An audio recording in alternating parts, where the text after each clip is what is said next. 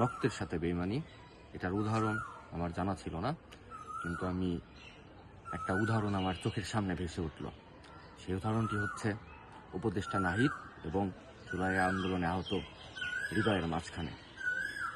আমি খেয়াল করলাম উপদেষ্টা নাহিদ সে পায়ে ব্যথা পেয়েছে, তার সেই কারণে প্রথম সারির সংবাদপত্র তাকে নিয়ে নিউজ করেছে এবং তাকে প্রোটোকল দেওয়ার জন্য 15 থেকে 20 জন ডক্টর তার সার্বক্ষণিক চিকিৎসা করেছে।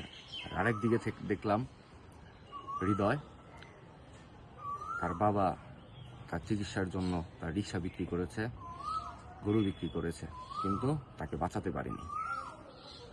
এই দায় নিবে কে? প্রশ্ন আপনাদের কাছে। আমরা কি এই পরিবর্তনটাই চেয়েছিলাম? আমরা কি এই পরিবর্তনটা দেখতে চেয়েছিলাম? আমরা আরো অনেক কিছু খেয়াল করতেছি, অনেক আহত, অনেক নিহতের পরিবারের খোঁজ খবর রাখা হচ্ছে না, এবং যারা আহত মৃত্যুর সাথে এখন অনেকে প্রাঞ্জা লড়ছে, তাদের খোঁজ খবর রাখা হচ্ছে না। অনেক কিছু দেখলাম, অনেক কিছু করতেছে তারা, কি বলতেছে অনেক কিছু করবে, কিন্তু কিছুই করতেছে না।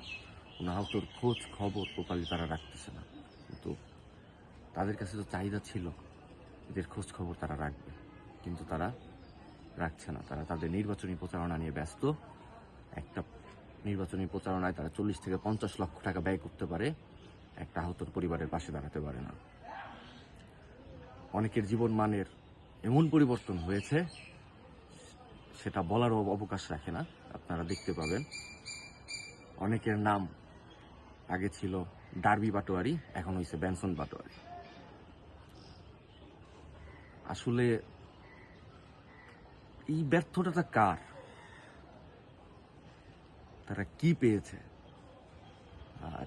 আর একটা কথা আমি শুনলাম, এটার জানি না কতটুকু সত্য, আমি সত্য না হলেই আমি খুশি হব।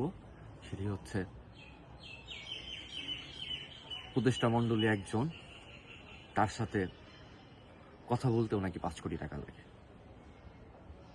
পরিবর্তন চাই, পরিবর্তন চাই, এই পরিবর্তন চাই।